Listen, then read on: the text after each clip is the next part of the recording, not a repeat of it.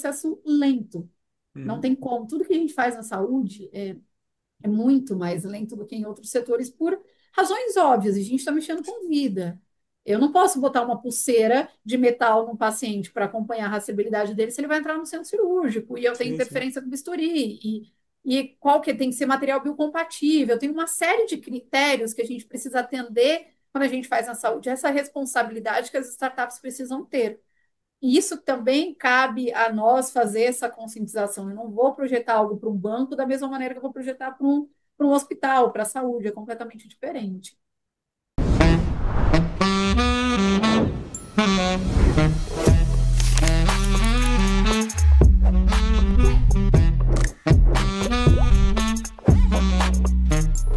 Fala, doutores! Eu sou Ricardo Valente, oftalmologista aqui do Rio de Janeiro, idealizador do canal Fala Doutores. Hoje, o maior podcast de desenvolvimento de carreira médica do país. E, no episódio de hoje, vamos falar sobre um tema que está revolucionando o setor de saúde, transformação digital e startups em saúde. Para isso, tenho o prazer de receber uma das grandes referências nesse setor, diretora de transformação digital da BSS, Associação Brasileira de Startups de Saúde e Health Techs, fundadora da Next, e uma profissional que já liderou grandes projetos de inovação e tecnologia nesse nosso setor de saúde. Se você quer entender como essas startups estão transformando a saúde, como a tecnologia pode melhorar o atendimento médico e como empreendedores podem surfar essa onda, fica com a gente, porque esse episódio está imperdível, porém não poderia deixar de pedir, antes de começarmos, já se inscrevam no canal, ativa o sininho e deixe esse like, porque diversas pessoas da nossa audiência ainda não estão conectadas com o Fala Doutores e você sabe que os episódios só vão para frente se vocês forçarem um pouquinho e darem uma ajuda para que eles cheguem. E hoje vocês precisam disso, porque nossa convidada vai trazer muitos insights dentro de toda a sua jornada e quero já de antemão agradecer a meu querido amigo Pedro Batista, que fez nossa conexão e valeu, Pedrão, porque agora é hora de brilhar. Fala, Super Juliana Barros. Tudo bem, Ju? Oi, Ricardo, tudo ótimo e com você? Prazer enorme estar aqui. É sempre um privilégio estar com pessoas que convivem, lidam com profissionais de tanta experiência no mercado de saúde que é tão desafiador. Então, para mim, uma responsabilidade muito grande, mas estou muito feliz pelo convite. Obrigada. E merecemos agradecer Pedrão, né, Ju? Com certeza. O Pedro é maravilhoso, né? Eu sou muito fã dele. E aí, onde eu sei que o Pedro vai estar, eu falo, gente, o Pedro vai estar, então eu preciso chegar, nem que seja só para ouvir o Pedro falando. Ele é Não, esse, maravilhoso, eu adoro. ele é muito gente boa e com uma energia única, né? Então merece todos os elogios. Mas, Ju, conta pra gente, da onde que você sai, Ju? Como é que começa tudo? Olha, começa tudo não sendo na saúde. E é o que é mais bizarro, assim, porque eu fiz administração de empresas com ênfase em RH, depois fiz psicologia organizacional, gestão de processos, enfim. Eu trabalhei em muitas empresas até chegar na saúde, liderei grandes projetos, como no Cicobi, que foi um projeto que a gente venceu um prêmio mundial em 2017, que foi uma grande virada de chave na minha carreira, onde a gente já olhava com muita força para a transformação digital, mas nem tanto para IA. Na época, a gente olhava muito mais para BPMS, muito mais para RPA, que são tecnologias para melhoria e automação de processos, nem tanto essa interface grande que a gente tem com a IA hoje em dia.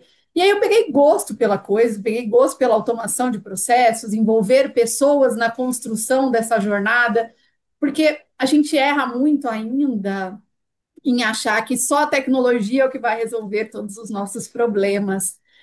E aí a minha carreira eu fui olhando, entendendo e vendo o tamanho da dificuldade das empresas de inserir tecnologia de maneira adequada que fosse realmente usada e que a gente pudesse atender os resultados. E aí fui caminhando, fui para o varejo, depois fui para outros setores de rastreamento, monitoramento, diversos tipos de frentes de atuação, muito olhando para a jornada e experiência do cliente. E aí, em 2020, antes da pandemia, por alguma razão, Ricardo, que eu ainda não sei, mas por alguma razão, cheguei no Hospital Sírio-Libanês. no momento em que o Sírio estava buscando profissionais que conheciam de melhorias de processos, mas não necessariamente viessem da saúde, para a gente não induzir e não trazer o viés que a gente sabe Uhum. que existe muito grande, muito forte no segmento mesmo. E aí cheguei em janeiro de 2020, assim, nossa, que incrível, deixa eu ver o que é isso na saúde, porque todo mundo fala que educação e saúde é diferenciado. E eu falava, ué, mas o que será que tem de tão maravilhoso na saúde? Lá. E aí cheguei no Sírio-Libanês, comecei a fazer um projeto que é um projeto muito interessante do Ministério da Saúde, que hoje não é executado só pelo Hospital Sírio-Libanês, é executado pelos principais hospitais de excelência do nosso país. Isso inclui Beneficência Portuguesa, Einstein, Moinhos de Vento, HCOR, e ele tem como principal objetivo reduzir a superlotação do SUS com melhoria de fluxo intra-hospitalar, que é o projeto Lean nas emergências. Eu já venho com uma experiência grande de Lean, aprendizado em relação à melhoria de processos de maneira geral, e aí eu fui me especializar em entender um pouco mais sobre Lean Healthcare e o quanto nós poderíamos trazer metodologias que são usadas na indústria e em outros setores para a saúde também. E aí vieram todos os desafios que você e os médicos Mas quem têm. te leva, Ju? Quem me leva? É, Mercado, LinkedIn. mentira. LinkedIn. Eu fui via LinkedIn, apareceu uma mensagem assim: Juliana, você quer trabalhar no Hospital Sírio-Libanês, na saúde? Acompanho o seu LinkedIn faz tempo, acho que poderia agregar valor. E eu assim, gente, mas saúde, não tem nada a ver com a saúde, eu nunca fiz nada na saúde. E foi via LinkedIn, foi um processo bem interessante, porque a pessoa que me contratou falou, mas é isso mesmo que a gente não quer alguém da saúde não, porque a gente está cansado de gente da saúde, que vem sempre com o mesmo Caramba, que pensamento. legal. E aí acho que já foi uma virada de chave para o hospital especificamente e para o projeto. E aí cheguei, fui para hospitais em diversos lugares do país. Eu tinha projeto, né, em BH, eu tinha projeto em Florianópolis, projeto aqui na capital. Muito em hospitais. Eu cheguei a pegar o hospital, Ricardo, com 105 pacientes no corredor do pronto-socorro porque não tinha leito. Só que, na verdade, não é que não tem leito, não é um problema de alta demanda e pouca capacidade. Na verdade, a gente tem um problema assim de alta demanda, mas o problema Uhum. maior é que a gente não tem processos bem definidos dentro do hospital e o paciente acaba ficando muito mais tempo do que deveria. Então, ele fica mais tempo, Você ele tá de vai brincadeira. complicando. Isso é uma lenda que tem Isso mais é paciente do que real. vaga? Não, ao contrário, Isso é que tem uma mais paciente. lenda. Por incrível que pareça. Óbvio que tem hospitais que a gente fala, não, pela quantidade de leitos de unidade de internação que a gente tem, pela demanda de pacientes que a gente recebe, amarelos, laranjas e vermelhos, ou que tem uma alta tendência de complicar e que vão acabar demandando um leito de internação ou uma cirurgia de urgência, ok. Mas maior parte dos hospitais é uma questão de fluxo hospitalar. O paciente entra e não sai mais. E aí Então ele não sai quer mais. dizer que você tá falando que o SUS tem jeito? O SUS tem muito jeito.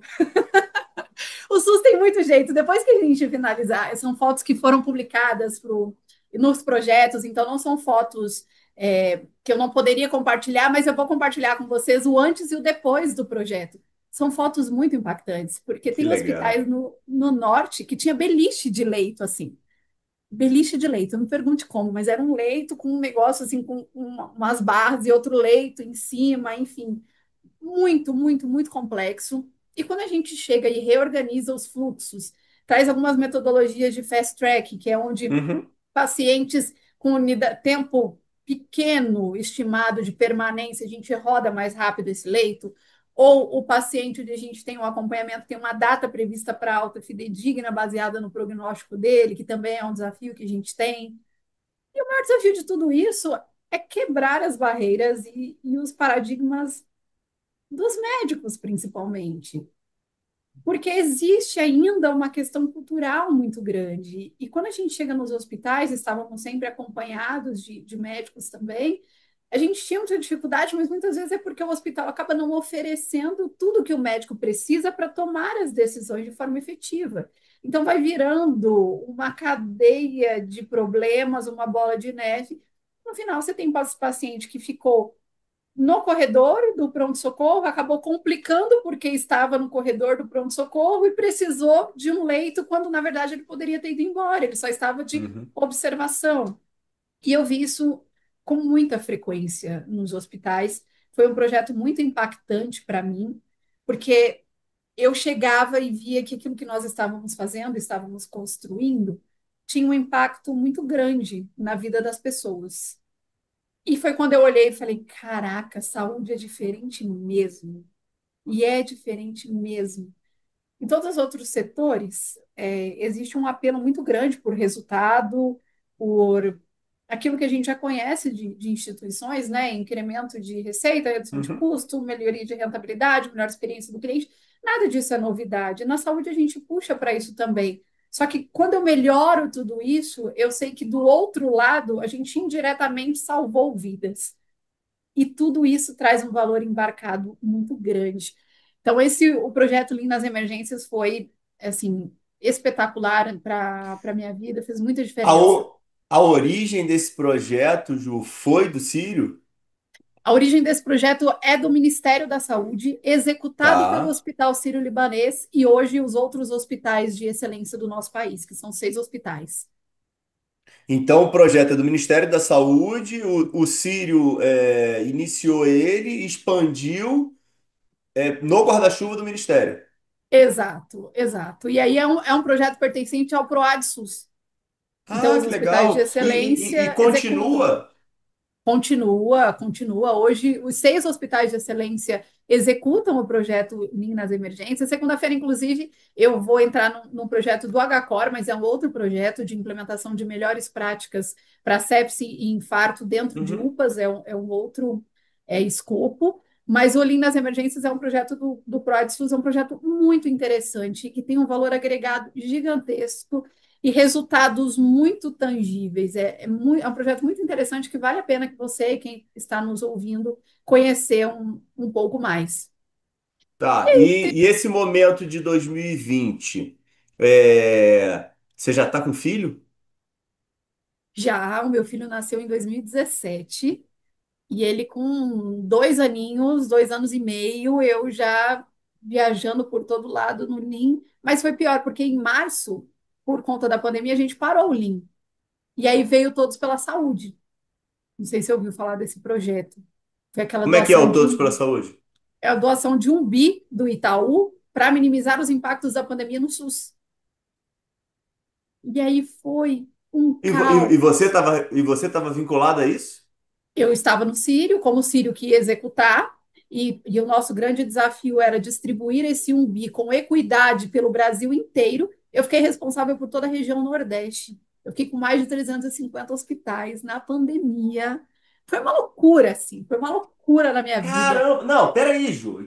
Como é que é ficar responsável por um budget de 1 bi? Cara, é É bom ou bizarro, né? ruim? Não, porque deve ter um É bom. estresse danado, né? É bom porque você fala assim: caramba, que maravilhoso, olha o tamanho da responsabilidade. Mas ao mesmo tempo é ruim que você fala: meu Deus, o impacto da pandemia é tão grande que 1 bi não vai dar para. E aí você fala: como? Como que eu vou conseguir distribuir com equidade 1 bi para o hospital que eu tenho na capital paulista, que eu tenho fácil acesso, e o hospital que eu tenho no interior de Sergipe, no sertão de Sergipe, hospitais que eu cheguei aí. Então foi um desafio muito grande. Esse recurso ele foi distribuído pelo Brasil inteiro. Eu não estava sozinha no projeto, obviamente. Foi um projeto muito próximo ali do Paulo Chapchap, do PROAD SUS, e fiquei com a região com maior unidades federativas e um nível de complexidade muito grande. Ainda apoiei o Norte. Esse projeto, assim, olha, Ricardo, pessoalmente falando, foi uma loucura, porque o meu filho tinha 2 anos e meio na época. E o meu ex-marido trabalha com ventilador pulmonar. Agora, imagina, Meu Deus do céu. Cara, mas esse telefone dessa casa não parava nem um você segundo, não cara. tem O garoto ideia. chorava e ninguém conseguia ouvir, cara. O menino chorava e ele era a primeira, eu falava que ele era a primeira, o meu ex-marido, ele era o primeiro step do meu processo, porque se ele não tivesse ventilador, se ele não produzisse ventilador, eu não conseguia entregar. como equipamento, que era um das nossas frentes e pilares dessa distribuição. Só que não tinha peça, não tinha equipamento pronto, tinha que exportar da China e não tinha, e não conseguia sair ventilador. Foi bem difícil. E aí, além disso, eu ia para os hospitais para fazer a segmentação. Tinha prazo para esse projeto? Esse Ou projeto ele tava durou, dependendo do andamento dependendo da da distribuição, pandemia? do andamento da pandemia e do recurso também, né? Porque o recurso era finito, então a gente tinha que equilibrar e sustentar tudo isso, porque não é só dar o recurso na mão do hospital, né? Lógico. Só isso, imagina, como é que você vai gerir tudo isso, além de uma pandemia, além do turnover altíssimo de profissionais, além da falta de equipamento, de EPI e tudo que a gente vivenciou. Aí, isso foi assim muito desafiador. A gente visitou E isso foi em março já, Ju? em No março, de início da fato pandemia imediato, mesmo. no início da pandemia. E a gente fazia a ponte dos hospitais com a Secretaria do Estado. A gente liberava recurso via secretaria e chegava nos hospitais conforme os dados que a gente ia levantando de cada um deles. Então, a gente teve que padronizar E, dados, e isso você fluxo. estava há 2 meses no 2 meses na hospital. saúde! 2 meses na saúde, não é nem hospital. Eu nem fiz nenhuma formação acadêmica de Aí o saúde. mundo acaba. E eu na saúde. Tá, E mas eu, e aí? Não, mas peraí, e aí? Como é que. Peraí, não, não, peraí. Contextualiza isso. Aí você tava naquela assim, tipo, que lambança que eu fiz na minha vida, ou graças a exato. Deus que eu tô aqui? Ai, era um misto, Seja viu? Porque sincera, hein, pô. era um misto, porque toda vez que eu tinha que sair de casa, eu pensava, e a frase que eu sempre pensava, vou tentar fazer com que outras mães possam rever os seus filhos assim como eu posso, porque eu voltava sempre. Era o que eu sempre pensava quando eu saía de casa, mas quando eu chegava no hospital, eu pensava, gente, o que eu estou fazendo da minha vida? Porque eu não sou da saúde, eu não estou acostumada a ver pessoas morrendo e eu via pessoas Uhum. morrendo. Eu não sabia da notícia, eu via as pessoas morrendo no corredor, eu via as pessoas morrendo sentadas no chão do hospital. Eu vi a crise da falta de oxigênio em Manaus, eu vivi tudo isso. Para mim foi muito impactante, porque médico ainda acaba, não que Uhum. seja Uhum. fácil, mas acaba acostumando, né? Principalmente dependendo da especialização do médico, acaba lidando com mais frequência. Eu não, e aí quando eu cheguei, às vezes eu chegava no hospital e falava, gente, que porra é essa? O que eu estou fazendo da minha vida? Eu quero ir embora, eu quero ir embora, eu quero ir embora, eu quero ir embora. Porque realmente foi muito desafiador. E eu me lembro de cenas, assim, de um hospital em Fortaleza, que eu cheguei, a gente foi fazer segmentação de paciente sintomático, paciente assintomático. E quando a gente fez essa segmentação, a gente viu que maior parte do hospital a gente teria que atender pacientes com sintomas de Covid. E aí não estava o fluxo bem definido, era paciente nebulizando na frente, do lado de um outro paciente que não tinha sintoma nenhum, e aquela confusão. E aí nisso chegou um paciente de ambulância com sintomas de Covid. E eu me lembro perfeitamente de uma senhora segurar assim, a gente estava chegando no hospital, eu e o médico que me acompanhava, e aí ela chegou, ela segurou na gente assim, segurou na nossa mão, a gente usava aquele coletinho bege escrito Todos pela Saúde, que na época apareceu em muitos canais de comunicação, em mídia, e ela falou para mim, para o médico que estava comigo, por favor, não deixe o meu marido morrer, salva o meu marido. E aí você vê aquele desespero das pessoas sem notícia. Na época, projetos em que tinham tablet para o paciente poder falar com a família ainda não era tão rápido para conseguir recurso, para comprar o tablet, para mandar o link. Tem uma série de processos, né, que a gente precisa fazer, Uhum. além de trazer um tablet e entregar na mão do paciente. E os familiares ficavam na porta do hospital. E aí, na porta do hospital, um monte de gente chorando, os pacientes morrendo do lado de dentro. Eu sei nunca ter trabalhado na saúde, tentando resolver os fluxos ali internos. Então, foi muito difícil, muito difícil. Mas você Pô, pergunta, você quer sair da saúde? Não. já vi que o teu orçamento de 1 bi não teve nenhum valor, hein, dentro de todo esse momento que você estava Nada, vivendo. nada, nada. Eu olhava um bi, eu não conseguia contar a quantidade de zeros, porque a hora que eu olhava a quantidade de pessoas que estavam morrendo, o impacto que tinha naquilo, eu olhava e falava, não sei o que eu vou fazer com tudo isso de dinheiro, porque é tanto problema, é tanta coisa. E desmoronando, assim, a saúde desmoronando.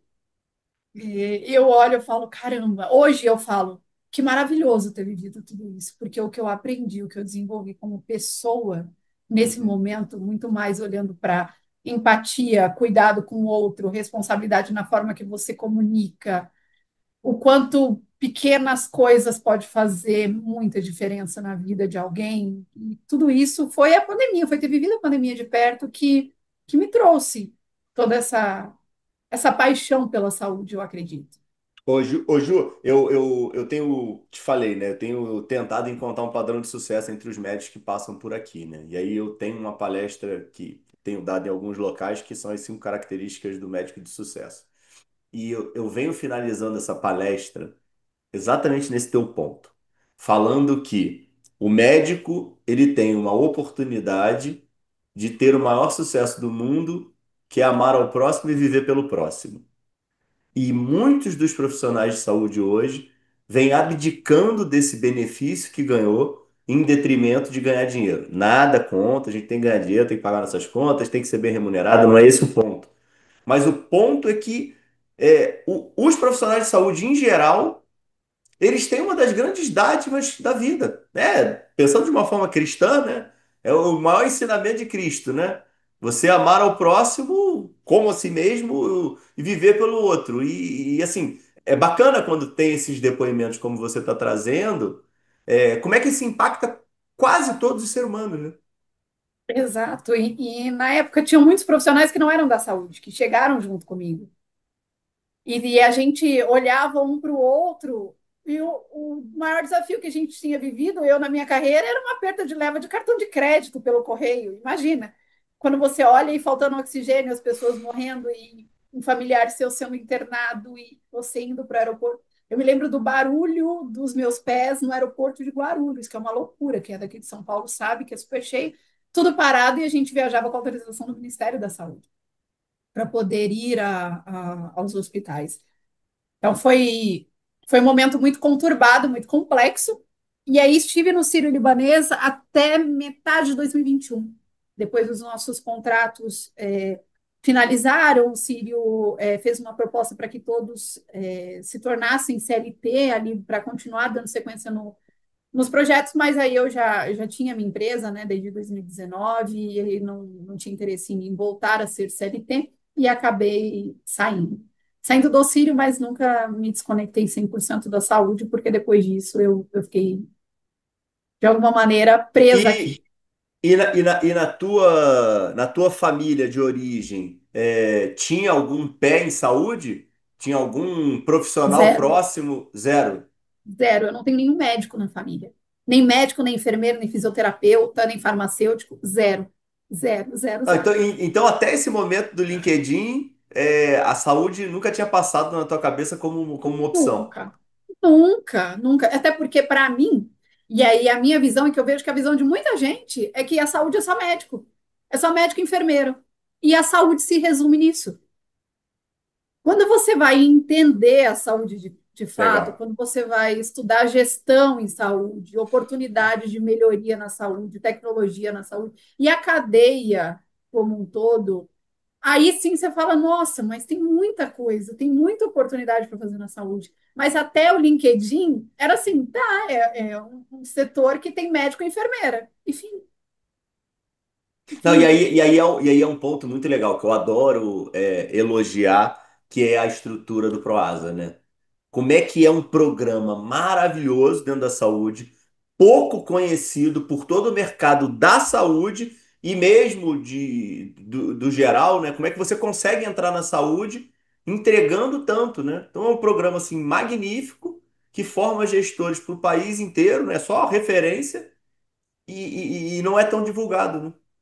Exato, é um programa maravilhoso e que apoia realmente o SUS em vários aspectos. Esse projeto que estou indo para o HCOR, que é esse projeto de implementação de melhores práticas nas UPAs, é buscando principalmente fazer uma padronização, uma melhoria, uma redução de tempo de porta médico, tempo de, de triagem, o tempo que o paciente permanece ali, tanto no fluxo sem internação quanto com internação.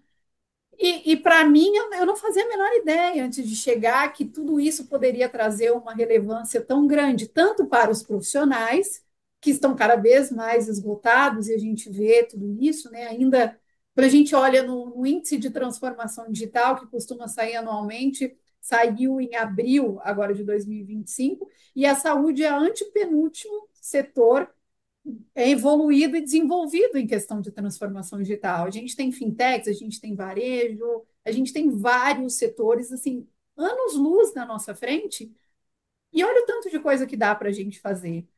Mas ainda é muito difícil fazer transformação digital na saúde. Ainda é muito desafiador. Muito. E Ju, me diz uma coisa. Tua infância e juventude, que era hobby? Você gostava de esporte, música, arte, estudar? Como é que era? A minha vida sempre teve um pedaço no futebol, mas assim, mas é um pedaço.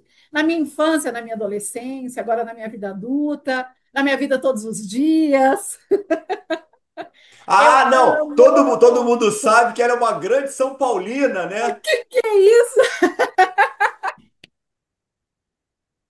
Não, Deus me livre! Mas você sabe que eu fui casada com um São Paulino por 10 anos, o meu filho é São Paulino.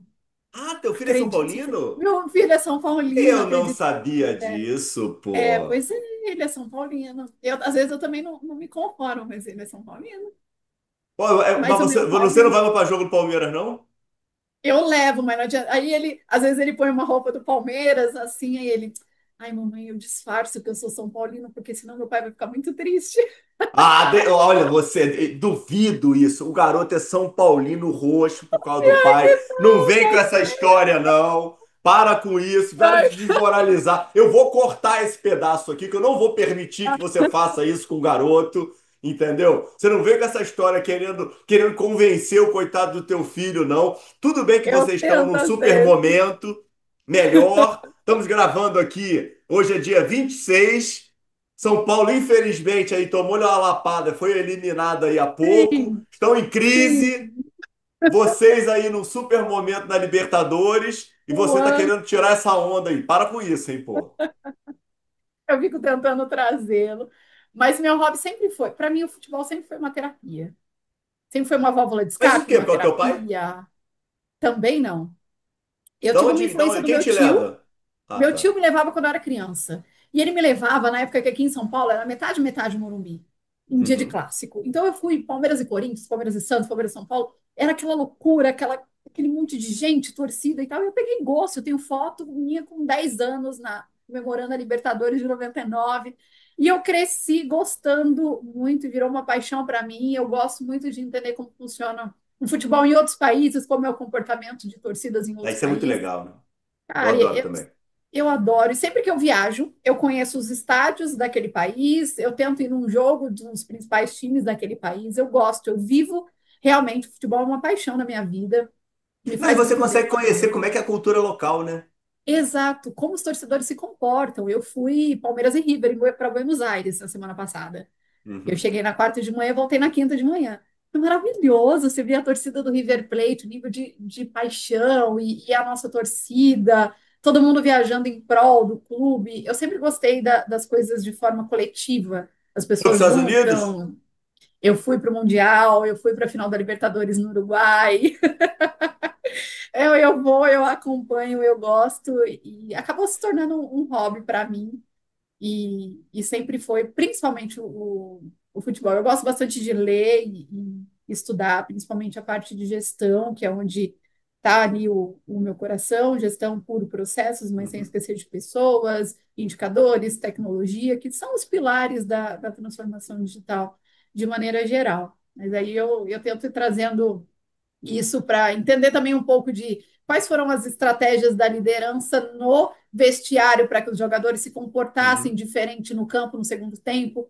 E aí eu fico tentando associar uma coisa na outra, então eu gosto bastante. Meu hobby, eu não sei se isso é bom ou se é ruim, mas é sempre buscando coisas que eu consiga fazer alguma associação com o mundo corporativo. Eu gosto bastante, bastante mesmo. Não, mas isso é interessante. Você conseguir conectar, né, e trazer uma paixão pro teu trabalho é espetacular, né? Aquilo que você não faz com obrigação, de alguma forma, se você consegue trazer um lúdico pro teu corporativo, é espetacular, né? Só faz você crescer, né? E entregar Eu mais, né? gosto. É, isso gera conexão, né, com as pessoas. É, eu acho que você Dificilmente. humaniza, né? É, não, com É certeza. muito, Sem sombra de muito. dúvida. Porque hoje eu falo muito de IA, de trazer soluções tecnológicas, de melhorar a operação, melhorar a eficiência com o uso de tecnologia. Mas na hora que eu chego, as pessoas olham para mim como, ai meu Deus, eu vou perder o meu emprego com essa mulher. Sim, Sempre. E sim. quando, principalmente o time mais operacional, né? Saúde nem tanto, porque saúde é muito humano ainda. Mas em outros setores, um time mais operacional, eles já olham para mim e falam: ai meu Deus, chegou uma mulher que vai levar meu emprego embora. E, e quando eu chego com esse olhar, com paixão, com essa troca, as pessoas vão se sentindo um pouco mais confortáveis e menos resistentes à mudança. E tudo isso faz parte. Quando a gente quer fazer grandes projetos de mudança dentro de empresas ou instituições de saúde, se a gente não se conectar humanamente com as pessoas que vão executar esse projeto, tem Uhum. grande chance de falhar, porque elas não se sentiram pertencentes àquilo. Elas não sentiram parte daquela construção. E esse é um grande problema, e a gente erra muito nisso ainda. E outro ponto, você participou de instituições de referência implementando aí toda a tua expertise e tua prática, algumas instituições nem tanto, mas tentando criar uma média. O mato é muito alto, né, Ju? A É saúde muito tem uma alto. oportunidade aí gigantesca e a gente pode ter os dois lados, né? De ficar desesperado, ficar revoltado, que é uma porcaria, mas por outro lado a gente pode ir pro otimismo, né? Tem muita coisa para fazer, né? Tem muita coisa para fazer. Eu tenho um dado real dos hospitais que estive e que passei, em torno de 86% do fluxo intra-hospitalar não agrega valor, nem para a instituição, nem para o paciente. Que São isso, tempos de Juliana? espera, tempos que o paciente fica solto ou que o time precise buscar um medicamento em 2 andares acima, o tempo que espera elevador e que vai na farmácia, Oitenta e que volta. cinco? 86% dos hospitais que passei, em Caramba! média, não agrega valor. Por isso que a gente tem um SUS afogado. Porque é muito tempo de espera, porque é muita coisa desorganizada quando a gente fala de É tudo processos. desperdício, né? Todo desperdício, É, exatamente. por isso, pô, por isso que eu gosto tanto da base do Porter de valor. A tese toda deles é essa, né? Que tem aquele trabalho do Porter e do Kaplan falando, 40% da saúde nos Estados Unidos é desperdício. Sim. E aqui, quando a gente fala do SUS, dos hospitais que passei, 86% a média. Eu sempre guardo esse número porque o mato é muito alto. Mas, às vezes, o mato ser muito alto acaba atrapalhando, porque a Ah, gente tem imagino.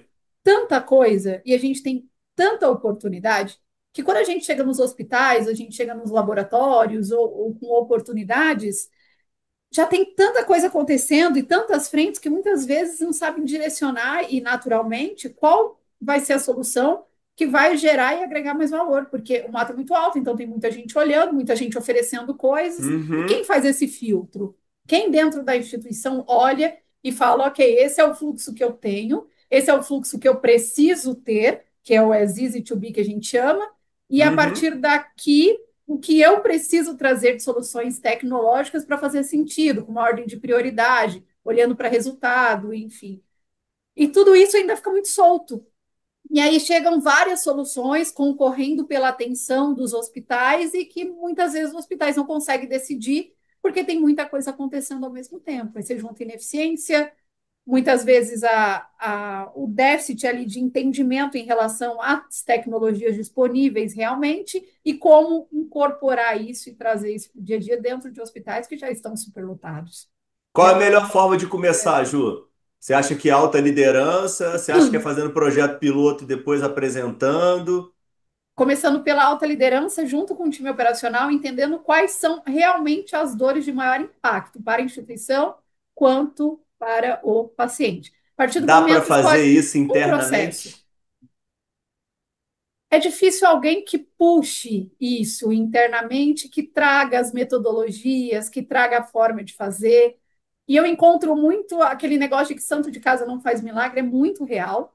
Então, quando você está internamente, as pessoas vão olhar e vão falar, ah, tem um viés aqui mais voltado para a área daquela pessoa, porque ela quer resolver Uhum. um problema dela. Quando a gente chega como consultor, a gente tem uma visão neutra.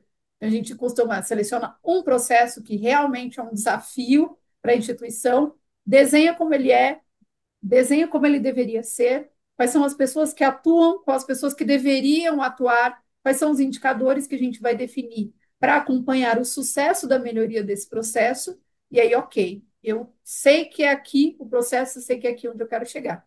Quais são as soluções tecnológicas que eu preciso para aí sim automatizar este processo? Porque senão, e o que tem acontecido muito, é a automação de processos ruins. Então, eu Uhum. estou potencializando a geração de desperdício de forma digital. E esse é um desafio enorme. E aí, hoje, eu recebo muitos contatos das pessoas falando assim: Jô, eu botei o MIA e não está servindo para nada, tá? Estou só com um boleto a mais aqui, não sei o que fazer com isso. Porque você Sim. não preparou as pessoas, não desenvolveu as pessoas, não trouxe para perto para a Não, mas construção. vou mudar minha pergunta então. Eu entendi perfeitamente o que você trouxe, mas assim, eu quero transformar, eu quero de alguma forma tentar que as pessoas consigam se beneficiar dos serviços que você pode prestar. Como é que uma instituição hospitalar, por exemplo, ela deveria se organizar, porque tem algumas milhões de etapas antes da pessoa saber que ela precisa de você. Uhum. Como é que você acha que a instituição consegue ter algum processo de autoconhecimento para conseguir chegar até você, trazer realmente as suas dores? Ou isso não acontece? Estou falando uma besteira. A pessoa te chama sem saber nada e você faz um diagnóstico, que eu fiquei perdido agora. Não, a pessoa chega em mim, geralmente nos hospitais, né, e saúde, nessa empresa especificamente que tem, e fala: preciso melhorar os meus processos dentro do hospital. Estou com alto volume de paciente, não consigo dar conta da demanda que recebo, estou com o centro cirúrgico afogado, mas o centro cirúrgico está afogado porque eu não consigo girar meu leito. Geralmente as informações vêm dessa maneira, mas com um problema, com dores reais, e não tão obscuro. Geralmente, quem me Tá. procura já vem com dores e desafios de ambiente hospitalar. Mas existe quando a gente chega no hospital e o hospital fala: não, mas eu não preciso de nada, não, tá tudo ótimo aqui. Ô, Ju, então a gente tem aí uma janela de oportunidade. Eu não tinha pensado nisso, hein? Tem, Que é a tem. questão da educação, hein? Demais, demais, E demais. Porque aí, se a gente. pô, não, não, isso é interessante. Eu não tinha pensado nisso, hein? Isso é um mó oceano azul, hein? É um oceano muito azul, pensando em saúde, porque a gente precisa desenvolver e capacitar as pessoas para a identificação de problemas reais, como tratar esses problemas, e aí sim trazer tecnologia. As pessoas estão querendo trazer tecnologia antes de sequer ter um entendimento claro de qual é o problema que tem. Porque Essa é a o grande cliente, o questão. cliente, o cliente que te contrata é um cliente já estruturado, é um cliente já maduro. A grande É um maioria das cliente. instituições no país é imatura. Exatamente, exatamente. Mas isso para tudo. A gente tem instituições de saúde querendo colocar IA para fazer interoperabilidade de dados, Uhum. mas não tem nem os dados no Excel. Então, a gente vê um gap enorme entre o hype, o que todo mundo está falando, versus o que eu tenho capacidade de fazer, pensando em estado atual, não capacidade de competência, não é nada disso. É capacidade do que eu forneço mesmo, de informação. Aí eu estou falando de interoperabilidade sem ter Excel. Eu estou falando de meta sem ter estratégia. Eu estou falando de trazer IA sem saber para qual problema. Então, a gente precisa desenvolver, evoluir, e treinar, educar e trazer uma série de informações para as instituições de saúde para que elas se preparem para viver realmente de forma efetiva toda essa onda tecnológica que nós estamos passando.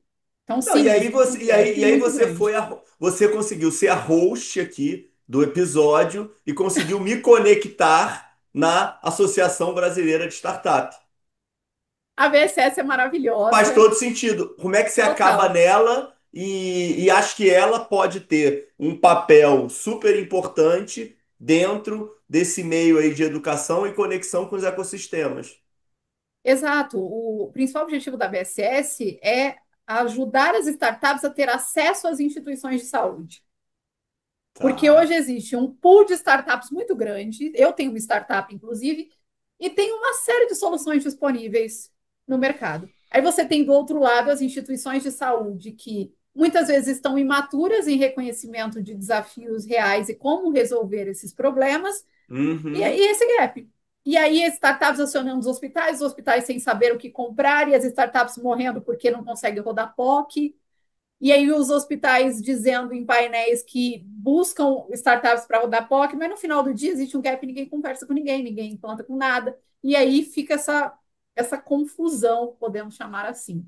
E aí a BSS veio para Você usou ajudar. bem essa palavra. Eu fiquei meio tenso agora. Que palavra que você ia usar para essa confusão? Exato. E aí a gente tenta, no meio do caminho, unir aquilo que é, e aí entra muito Ah, a minha peraí, não, outra coisa transformação importante que me deu um digital. insight Diga. aqui. Você tem a grande audiência que é médica. Aham. Então você defina um POC, você defina o que que é. Ao invés de ficar Ah, tá falando com a bom. maior naturalidade do mundo, como todo mundo estivesse te entendendo, e vocês reclamam que a gente fala as palavras Ah, difíceis e que a gente tem que modular as nossas terminologias para sermos é didáticos e verdade. empáticos com nossos pacientes. Você vê como é que eu É pego meus verdade. convidados aqui no meio, tá? É verdade. Muito obrigada. A gente fala isso mesmo. POC é a prova de conceito, é a validação de que realmente aquela solução faz sentido. Tem muita gente olhando para oportunidades e tentando buscar alternativas para ajudar a saúde. Mas para que essa solução ela seja validada e que a saúde, o hospital, o laboratório olhe e fale, faz sentido, realmente agrega valor e me ajuda, a gente precisa rodar. Porque Uhum. é funcionando que a gente vê se dá certo ou não. Só que aí os hospitais não abrem para as startups rodar. E as startups morrem porque não conseguiram rodar. E aí eu tenho de um lado as instituições de saúde falando eu quero inovar, mas na prática a gente não consegue entrar. É um desafio muito grande.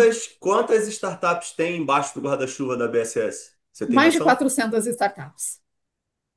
Mais de 400? Mais de 400 startups. Todas as startups são health techs? Ou startups ou health tech. Aí depende do momento que elas estão, né? Qual a Porque a diferença, Ju? startup Não sabia disso. depende da questão de crescimento, porque a startup ela tem 5 estágios. A startup ela começa com a ideação, é quando você teve a ideia de uma solução. A Tá. validação dessa ideia. Então, beleza, tive uma ideia, faz sentido? Validei. Aí eu começo na parte de operacionalização. Beleza? Funcionou? Vou implementar, vou começar a cobrar. E aí sim eu entro para toda a etapa de tração, que é vou buscar mercado, e escala, que é quando você já tem uma projeção muito, muito grande. Escala, virou uma empresa, e você passa a ser uma health tech. Você não é mais uma startup. Você já Mas qual é passou o pelo qual é fluxo. o qual é o limiar? É o quê? É grana? É funcionário? Ou não tem? Não tem um limiar certo, porque depende muito de qual pilar que você está atendendo Entendi. na saúde especificamente. Só que muitas vezes startups se nomeiam como health tech, porque só de falar que é uma startup já existe um certo preconceito de que é uma galera que não Tá. leva as coisas muito a sério, de que vão lá só testar e que não estão pensando muito bem nas coisas, é um pessoal muito jovem que não tem noção de gestão. Uhum. Então, muitas startups se nomeiam health techs mais para entrada de mercado. Mas eu entendo que a health tech, uma startup, ela se torna health tech a partir do momento que ela já não queima mais caixa, que ela já tem pessoas suficientes, que ela já está dando lucro, que é uma tecnologia consolidada e validada pelo mercado. Aí sim você é uma health tech, você é uma empresa que fornece solução tecnológica para a saúde de forma robusta e consistente, entendeu? E qual você tem um número total? de startups de saúde que tem no país? Não tem o número A total. grande maioria tá embaixo aí de vocês? Ou não? Não, grande maioria não. A gente assumiu a diretoria no início do ano passado Aham. e já eram um pouco mais de 300 startups, e que agora a gente já alavancou bem esse número. A gente mudou bastante os planos que a gente tem aqui na associação para trazer mais assiduidade das startups também. Também que foi uma reformulação. Mas tem uma boa parte junto com a gente, muitas startups já morreram no decorrer do caminho, né? Porque a gente sabe que acontece, não tem muito jeito. Mas não tenho esse número, depois posso levantar e te passar o número E geral. outro ponto, até pelo que você estava falando, tem muita startup entregando a mesma coisa, Ju? Muita startup, muita entregando a mesma coisa com um nome diferente. E aí, quando você já traz para um ambiente em que tudo isso é novo, você começa a falar POC, AI e todas essas outras palavras, fica difícil para quem toma a decisão, sem nem entender do que nós estamos falando, decidir por uma solução A ou B. Tem muita coisa, tem muito oceano vermelho já em Não dá para soluções segmentar isso não, tecnológicas. Ju? É bom isso? Porque eu tô aqui com um pensamento preconceituoso, eu tô vendo de uma forma negativa, até porque hoje muita startup chega até mim, Sim, tá? Procurando espaço, ou até por causa da clínica e tudo mais. Às vezes quando eu fico de saco cheio. Falo sim, assim, porra, esses caras estão querendo me enrolar, porra.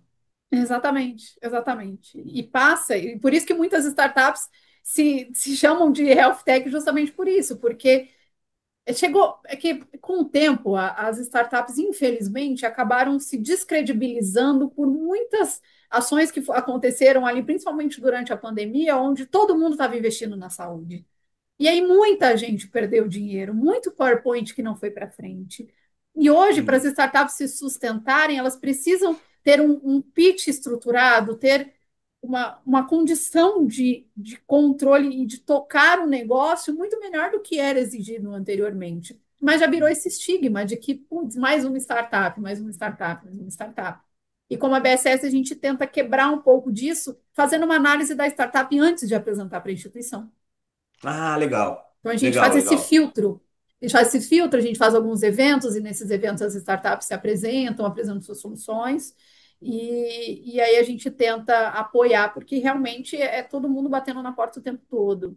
E a gente tem que conversar depois. Aqui, vou fazer público aqui. Eu tinha combinado com você que eu tô fazendo o braço tech, né? Tô fazendo alguns episódios do Fala Doutores Tech. Depois que eu fiz episódio com o Pedrão, com a Horus, com o Cordioli, agora era Psycho AI, né? Mudaram o nome lá com o Tiepoli, e com a Tábia do Ricardo Clemente ano passado, putz, explodiu. Foram episódios que deram muita Tem. audiência. E aí eu falei, putz, isso aqui tem muito fit, as pessoas estão atrás disso, estão Aham, querendo saber. E aí eu não quis mudar esse projeto aqui base, né? E fiz um sim, projeto meio que focado em pitch e afins. E tem sido muito legal. Então, depois vamos conversar e tentar conectar alguma coisa de apresentar algumas startups de vocês nesse braço aí do Fala Doutores Tech. claro, Tá bom? com certeza. Acho que tem muito. É uma agregação de valor interessante e fica mais segmentado da solução que a startup oferece. Quem tiver interessado em buscando aquilo Ah, já mas vai é mais legal, eu gostei direcionado, desse né? teu selo, pô. Porque tô com um pouco de medo de ficar apresentando as startups e me queimar, sabe? Sim, exato, exato. Não, a gente precisa ter minimamente um crivo, entender quem está por trás, quem são os fundadores. Porque no começo, quando a startup ainda não começou a gerar resultado, o que a gente tem são os fundadores. Uhum. Quem são essas pessoas, de onde vieram, o que fazem, enfim, para que a gente também não coloque o nome da associação em risco por conta das startups. Então, tudo isso tem que ser muito bem E como pensado e a é, gente faz e esse como é que filtro. uma startup consegue conectar com vocês para tentar ser filtrada aí por vocês? Sim, todas as startups entram no nosso ecossistema, né? A gente tem vários planos, entra em contato com a gente entrando no site www.abss.com.br e aí lá dá para fazer a inscrição. Toda startup pode fazer a inscrição. O que a gente faz é um filtro dependendo do tipo de instituição de saúde, o que está buscando de solução, a gente ajuda a direcionar quais seriam as startups que poderiam ser soluções atrativas. E a gente tem médico na diretoria, a gente tem CTO na diretoria, CIO na diretoria. Então, são pessoas com várias expertises que ajudam a direcionar as instituições de saúde. Eu acho que isso é bem interessante. Tá, e aí tira teu chapéu de gestora e vamos botar de empreendedora. Como é que você inicia aí a tua jornada aí de Dr. Next? Da onde vem essa história? Eu passei por um episódio de câncer de mama em 2022 e cada vez que eu entrava no centro cirúrgico, meu pai passava mal. E eu tive que fazer 3 cirurgias em 9 meses. Cada vez que eu ia para o centro cirúrgico, a minha família falava: Meu Deus, eu não tenho notícia, eu não sei de nada, eu só vou saber da Juliana depois que a médica dela sair do centro cirúrgico e der notícias. Só que a minha família não tem ninguém da saúde, ninguém sabe como que é o processo intra-hospitalar. E às vezes tinha uma expectativa de 3 horas de cirurgia, mas dava 2 horas, eu não tinha nem entrado no centro cirúrgico ainda, estava aguardando a liberação da sala. E a Uhum. minha família já tinha contabilizado 2 horas. E Super nisso comum. vai gerando muito, muito comum, vai gerando uma ansiedade muito grande nos acompanhantes. E aí eu fui fazer uma palestra sobre transformação digital em Araçatuba, em 2023, e fui na Unimed de lá. E eles me mostraram uma televisão dentro de uma sala toda transparente, onde tinha ali o status do paciente. Então, deu Uhum. entrada no centro cirúrgico, tempo de o processo, RPA e leito. Eu falei, cara, faz muito sentido, porque a gente precisa ter essas informações. E aí nós desenvolvemos a Dr. Next, que hoje é uma plataforma que apoia os hospitais tanto na comunicação com o acompanhante do paciente na jornada cirúrgica, dando muito mais autonomia para esse acompanhante, muito mais liberdade para não ficar retido no complexo hospitalar e que possa se alimentar fora, que tenha previsibilidade de horário, de término de cirurgia, isso pensando em experiência do paciente. E nós, como temos todos os dados da jornada, a gente apoia os hospitais na otimização do giro de leito, tanto de unidade de internação quanto centro cirúrgico também, porque a gente sabe a jornada do paciente. Então, baseado nessa jornada do paciente, a gente tem um modelo de otimização de tecnologia de dados aqui do nosso lado, Uhum. com IA, onde direciona a gestão do hospital, dizendo possíveis gargalos que podem gerar baseado nos pacientes que entraram, que têm cirurgia marcada. E aí isso faz com que proativamente o hospital tome decisões em relação à liberação do leito e a gente possa absorver novos pacientes que são oriundos do centro cirúrgico. Então tem sido bem, bem Tá, me, interessante. me corrija aqui então, do pensamento que eu entendi. Você estruturou uma proposta de geração de transparência para a jornada cirúrgica para a família, legal. Isso não traz receita direta, Perfeito. tá? Direta não, melhoria de experiência. E aí esse teu modelo de negócio ia quebrar. Aí você Exato. conectou com outras expertises que você tem para gerar valor dentro de toda essa jornada. Exato. A gente precisava sair do nice to have para must to have, ou seja, é legal Tá, ter para o eu preciso ter. Quando a gente legal. fala de melhoria na experiência do paciente, é legal, é ótimo, mas o hospital Sim, sim, sobrevive sim. sem isso. Onde num setor onde a gente tem uma margem de 4 a 6%, a gente pode ser atrativo bastante para ser contratado, não vai ser só com a experiência do paciente, ainda que seja extremamente importante. Isso vai vir resultado de médio e longo prazo, não é algo imediato. Exatamente. Exatamente. Aí é Então, que eu ia, aí é que eu ia confiou. só botar o será que não dá dinheiro. Eu discordo Exato, disso. Eu acho que dá. Mas exato. legal. Dá, mas precisamos Perfeito. estar num momento em que os olhares estejam para isso, e não tanto para redução de custo. E Uhum. como nós podemos ajudar na redução de custo operacional com otimização do giro de leito e incremento de receita, atendendo toda a demanda que os hospitais têm para receber, mas não consegue hoje por questão de fluxo intra-hospitalar e falta de dados. E aí foi onde a gente fez esse empacotamento em que hoje o core da nossa solução está muito mais associado a trazer informações fidedignas baseado na história do hospital para tomada de decisão e trazer incrementos de receita. Em contrapartida, a gente também entrega uma melhor experiência para o acompanhante. E a gente estruturou. A gente tem avançado muito bem, agora a gente tem olhado para hardware também, maneiras de ter melhor rastreabilidade do paciente em toda a jornada hospitalar, saber quanto tempo o paciente ficou em cada estágio dentro do hospital, mas a gente está em fase de amadurecimento e consolidação da solução de maneira geral, porque é um processo lento, não Uhum. tem como. Tudo que a gente faz na saúde é muito mais lento do que em outros setores por razões óbvias. A gente está mexendo com vida. Eu não posso botar uma pulseira de metal no paciente para acompanhar a rastreabilidade dele se ele vai entrar no centro cirúrgico e eu tenho Sim, sim. interferência com bisturi e qual que tem que ser material biocompatível. Tem uma série de critérios que a gente precisa atender quando a gente faz na saúde. Essa responsabilidade que as startups precisam ter. E isso também cabe a nós fazer essa conscientização. Eu não vou projetar algo para um banco da mesma maneira que eu vou projetar para um hospital, para a saúde, é completamente diferente. Tá. E a última jornada aqui que eu quero pincelar com você é o que você citou. Eu nem sabia se eu ia citar, mas já que você citou, eu vou aqui aproveitar. Como é que foi a experiência de estar do outro lado, a experiência como paciente, a questão da fragilidade, da vulnerabilidade, um filho pequeno, como é que foi esse momento aí da tua vida e o que que passou pela tua cabeça? Eu sou o 15º caso da minha família de câncer de mama. Então, o que passou pela minha cabeça imediatamente é que daqui 2 anos eu morro. Eu vou deixar o meu filho, eu não vou conseguir realizar todos os meus sonhos, eu só vou ter visto 2 rebaixamentos, não vou ter visto o Mundial. E eu pensava em tudo isso, o quanto eu poderia ter pouco tempo de vida. Mas eu tinha algo que era muito, eu não abria mão, que era de ter um profissional médico do meu lado em que entendesse as minhas dores e desafios como paciente.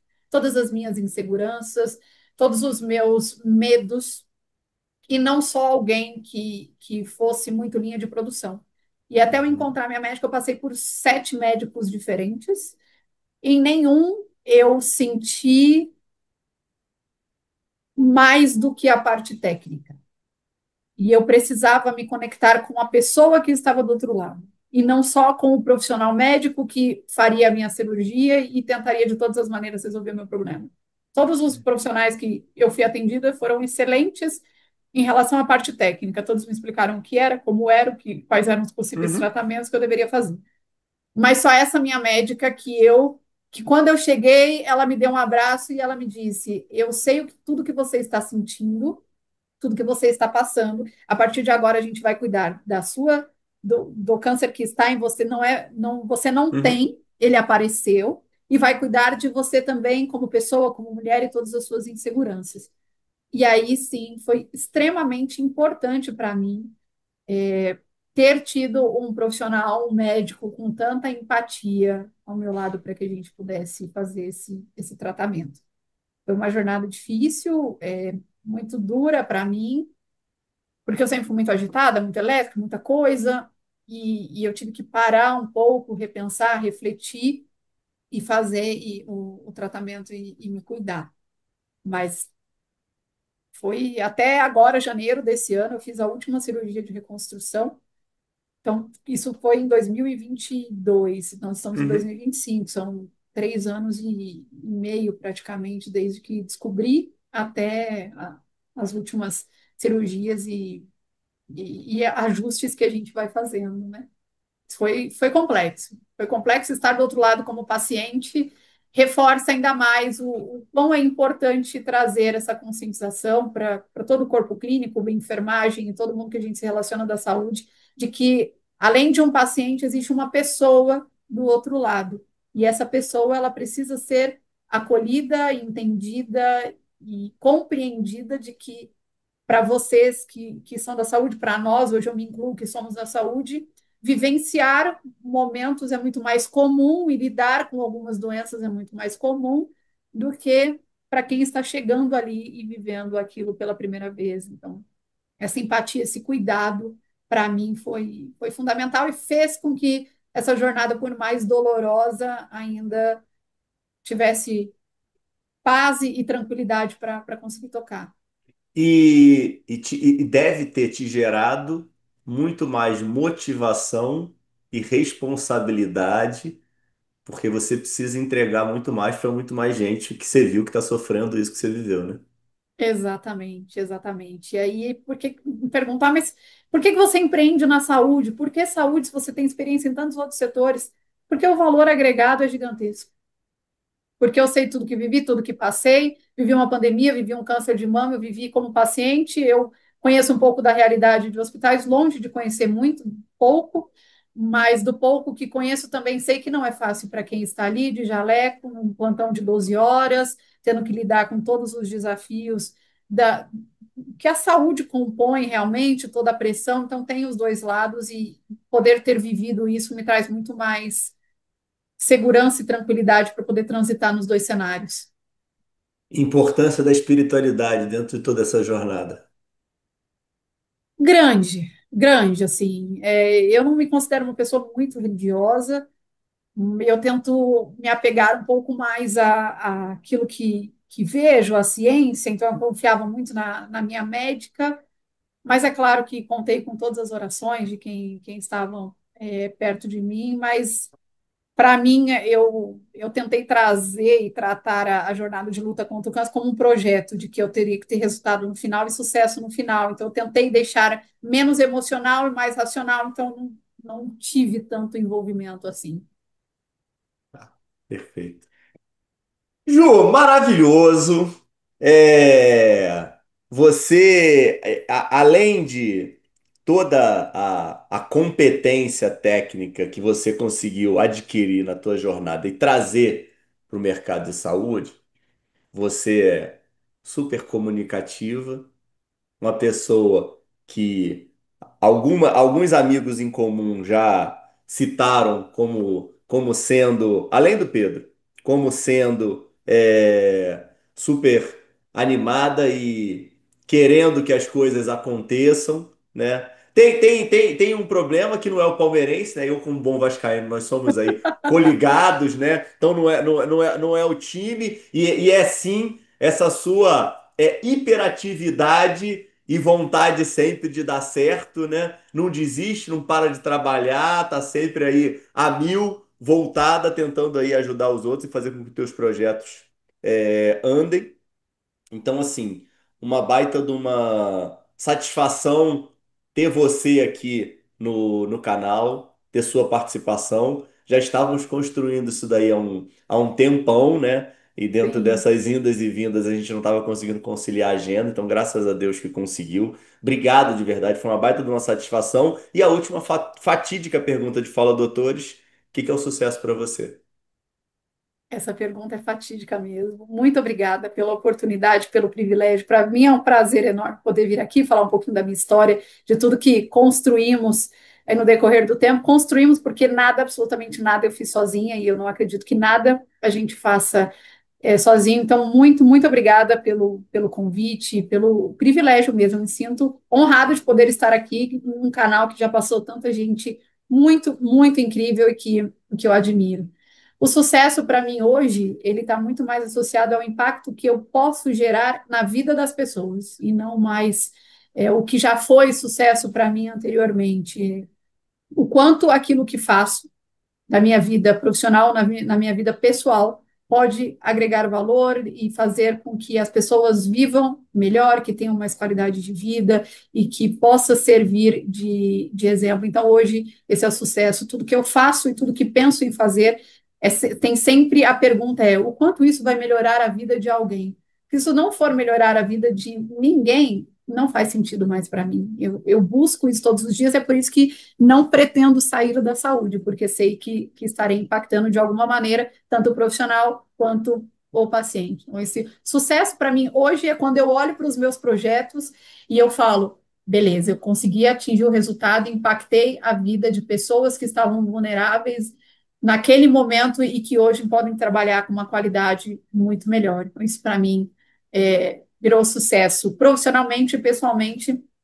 Sucesso é poder dar para o meu filho a condição de vida a qual eu não tive. E é por isso que eu trabalho todos os dias. Eu venho de uma família muito simples, muito humilde, a qual não tive tantas oportunidades assim, sempre estudei em escola pública, nunca tinha viajado para fora do país até quase 30 anos, e poder ver o meu filho estudando num colégio bom, vivendo e viajando é impagável. E quando eu olho, eu sei que eu também estou impactando positivamente a vida dele e tentando criar um ser humano melhor do que sou e que ele seja feliz e tenha um futuro próspero. Isso para mim é sucesso. Todo o resto é resto. Caramba, você agora se esforçou para fazer um super pitch, hein? Com certeza isso aqui vai ser utilizado como um corte. Não tenho nenhuma dúvida, tá? Que o pessoal vai usar isso aqui de corte, com certeza absoluta. Eu não tinha nem Oi, pensado nessa resposta, mas é que é calma. muito propósito, é muito real. Não, mas... Ah, e uma coisa que não te contaram, né, Ju? Não tem essa alternativa de sair da saúde, não, pô. Então, Não, não assim, quero.